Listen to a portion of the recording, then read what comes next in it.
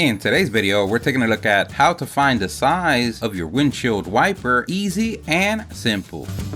This is so easy, anyone could do. Everything that we use on the video, we're gonna leave a link on the description. Don't forget to like the video and subscribe. That does help us out a lot, thank you. So you woke up today and turned on your wipers, but you notice everything's looking the same or even worse. For a second there, you thought you were at the metaverse. You asked yourself that you turned on the wiper, but your windshield is getting dirtier. Don't worry, here at the StatUpBox team, we've got your back. And if you wanna check out our video on how to replace windshield wipers, we'll leave a link on the description. So there's 4 ways you can find out the measurement of your windshield wiper. You can use the owner's manual, you can verify online or at the auto parts store, but one of the 2 ways that we're going to show today is measuring them. So having a pen and paper or writing it down on your cell phone is the way to go. And to make sure that this doesn't go from a windshield wiper measurement to a windshield replacement video, placing a piece of cloth or a blanket on your windshield will avoid any snapback wiper